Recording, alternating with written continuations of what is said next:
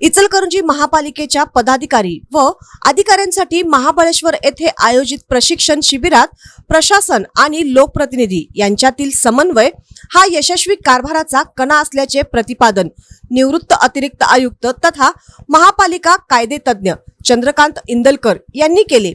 शिबिराच्या पहिल्या सत्रात मार्गदर्शन करताना त्यांनी महापालिकेच्या कामकाजातील कायदेशीर बाबी, अधिकार व जबाबदाऱ्यांवर सविस्तर भाष्य केले।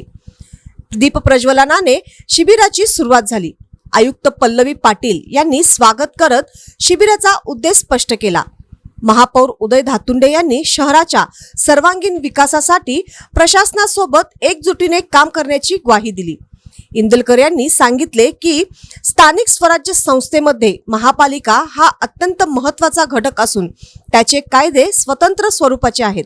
महासभेकडे सर्वाधिकार असले तरी निर्णयाची अंमलबजावणी करण्याची जबाबदारी आयुक्तांवर असते। एखादा निर्णय कायद्याच्या चौकटीत बसत नसेल तर तो स्थगित करण्याचा अधिकार आयुक्तांना आहे। त्यामुळे प्रशासन आणि लोकप्रतिनिधींनी परस्पर समन्वय राखून काम करणे आवश्यक आहे। तसेच महापालिका अधिनियमातील विविध तरतुदींचा अभ्यास करून निर्णय घेण्याची गरज असल्याची त्यांनी अधोरेखित केले। दुपारच्या सत्रात नाशिक येथील प्रशिक्षण संस्थेचे जीवन सोनवणे यांनी मार्गदर्शन केले। त्यांनी सांगितले की सर्वांनी एक दिलाने प्रयत्न केल्यास इचलकरंजीचा झपाट्याने विकास होऊ शकतो। शहरात अनेक संधी असून त्याचा योग्य वापर केल्यास देशातील अग्रगण्य शहरांमध्ये स्थान मिळवणे शक्य आहे।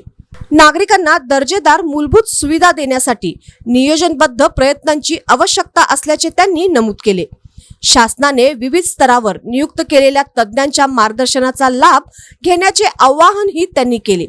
या शिबिरास उपमहापौर अनिल डाळ्या, सभागृह नेते विठ्ठल चोपडे, विरोधी पक्ष नेते उदय पाटील, स्थायी समिती सभापती सतीश मुळीक, उपायुक्त सुषमा शिंदे यांच्यासह सर्व समिती प्रमुख, नगरसेवक आणि विभाग प्रमुख अधिकारी उपस्थित होते। नमस्कार, मी पल्लवी पाटील, आयुक्त इचलकरंजी महानगरपालिका। आज सर्वच आमचे नगरसेवक यांचा इंदोर प्रशिक्षण दौरा आणि तदनंतर आज त्यांच्या असणारे अधिकार, कर्तव्य, जबाबदाऱ्या, कायदेशीर तरतुदी याविषयीचा आज एक प्रशिक्षण महाबळेश्वर येथे पार पडलेला आहे। यासाठी खरं तर सर्वच नगरसेवक आता चार्ज झालेत असं म्हणायला हरकत नाही, कारण त्यांच्याशी बोलताना ते मला जाणवलं आणि निश्चितच या सगळ्या गोष्टीचा इचलकरंजीसाठी चांगला सकारात्मक उपयोग होईल अशी मी आशा बाळगते। त्यांच्या सगळ्यांच्या बोलण्यातून जे जाणवतंय त्यातून एकच जाणवतंय की त्यांना आता इचलकरंजीसाठी नक्कीच काहीतरी चांगलं करायचं आहे। निश्चितच हा प्रशिक्षण दौरा ज्या वेळेला ठरवावा असं सगळ्यांची मागणी आली त्यावेळेला तो कुठं असावा याविषयी विचार करत असताना इंदोर हे आता भारतातलं सर्वात स्वच्छ शहर आहे। त्याचबरोबर इतरही तिथल्या काही योजना ज्या आहेत त्या बघण्यासारख्या आहेत। त्यामध्ये माननीय परिवहन समिती सभापतींनी परवाच तिथल्या बसेसचाही दौरा केला। आपल्याकडेही आता नवीन बसेस येत आहेत। तर असे नवीन प्रोजेक्ट काय असतात, त्याची पार्श्वभूमी कशी असावी, वर्किंग कसं चालतं, यासाठी खरं तर तो दौरा खूप गरजेचा होता। आणि तो दौरा अशा शहरामध्ये असावा की जिथं ती नवीन महापालिका झाल्यानंतर एखादं शहर कसं डेव्हलप व्हावं यासाठी आम्ही इंदोर शहराची निवड केली।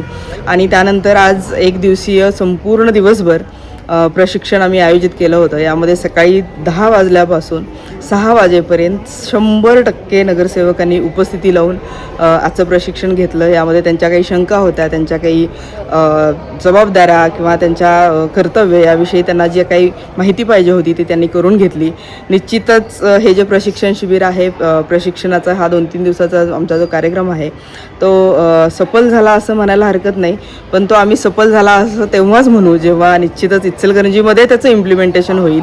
प्रशासन म्हणून आणि पदाधिकारी म्हणून आम्ही दोन्ही एकाच गाडीची 2 चाकं एकाच वेळेला स्पीडनी चालवून इचलकरंजी आम्ही चांगली करण्यासाठी आम्ही कटिबद्ध आहोत। 100% पदाधिकारी आणि प्रशासन हातात हात घालून इचलकरंजी सुधारण्यासाठी, इचलकरंजीचा विकास करण्यासाठी आम्ही प्रयत्न करत राहू आणि निश्चितच काही दिवसात आमच्या सर्वांच्या माध्यमातून इचलकरंजीमध्ये बदल दिसेल अशी आशा व्यक्त करतो। धन्यवाद।